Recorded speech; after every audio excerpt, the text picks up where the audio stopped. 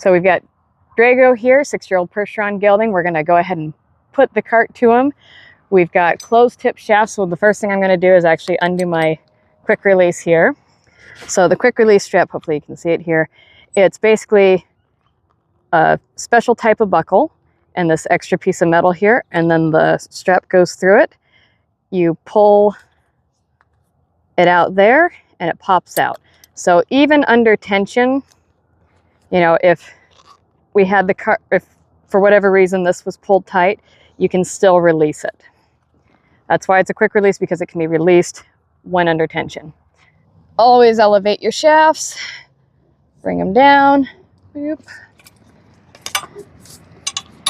into the shaft loop, secure it, hands on lines, coming around to this side, hands on lines.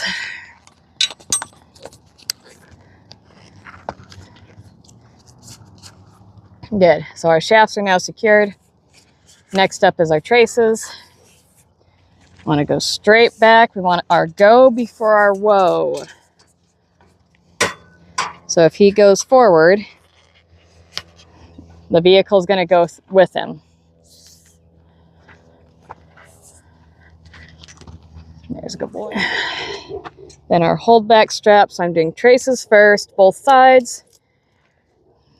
Then the holdback strap on the same side as the last trace. One wrap, one hole on him. A good boy. So we've got our holdback strap here. We go under the trace, through the footman's loop. We always wrap in front of the footman's loop. This one I only need to wrap once. We're going to go underneath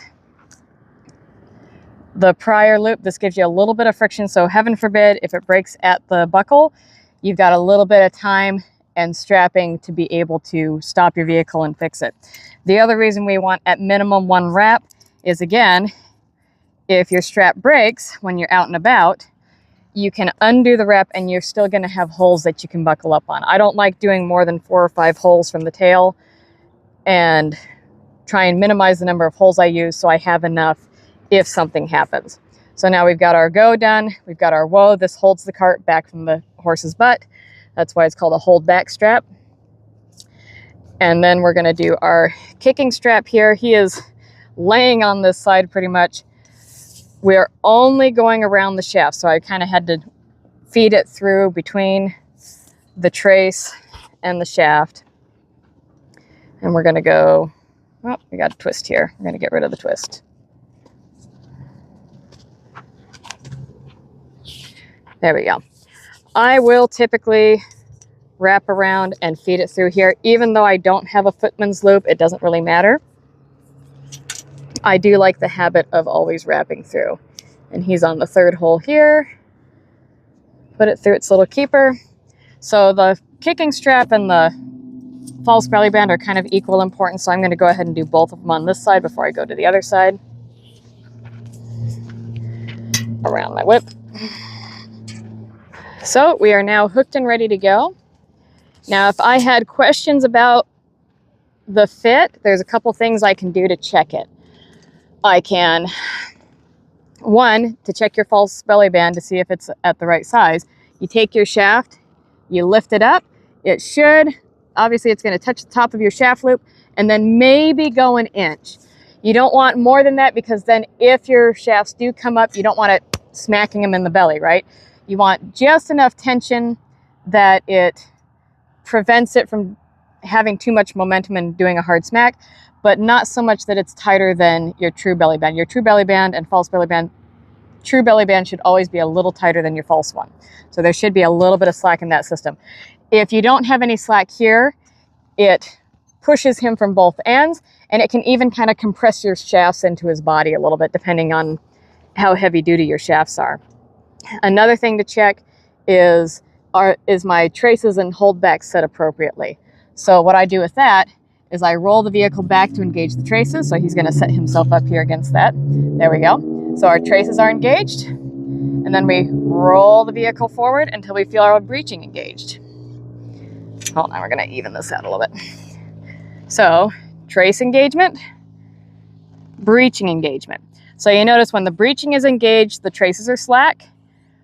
When the traces are engaged, the breeching is slack. Whoop, I know. Some horses will walk or move around when you do this a little bit. Ideally, they should stand still, but especially, a younger horse like him, he might wiggle a little bit. Or horses that haven't been taught to kind of stand into that pressure. But that kind of tells me I don't want my vehicle rolling more than an inch or two, because if it is, again, kind of same thing with the false belly band. If you're trotting along and you ask your horse to walk, if your vehicle goes 4 more inches after your horse walks, it's going to slam him in the butt.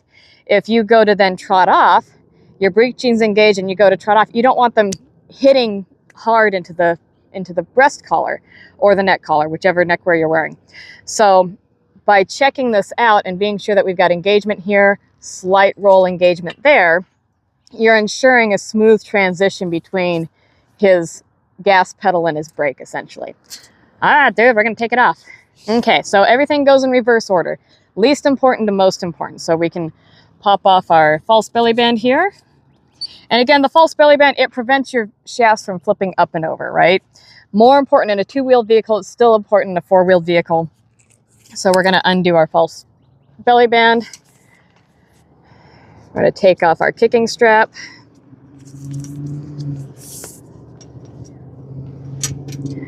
Re-buckle it on the holes that it was so I don't have to remember. And then to the other side to do the same thing.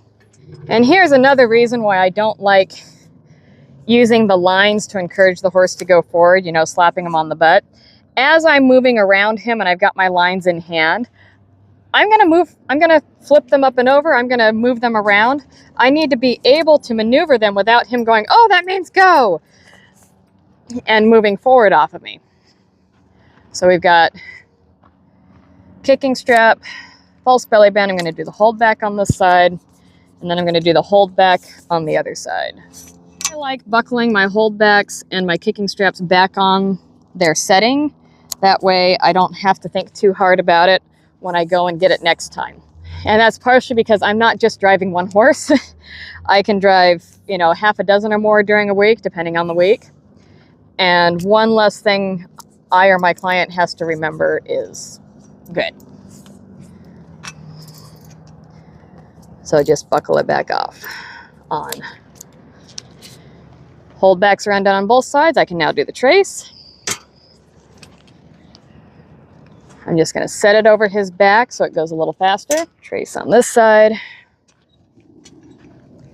Again, just going to set it on his back here so it goes a little faster. Undo my shaft loop on this side. Again, ideally, I've got a second person with me and they're helping out and we can get both shafts at the same time, but that's not always the case for everybody. So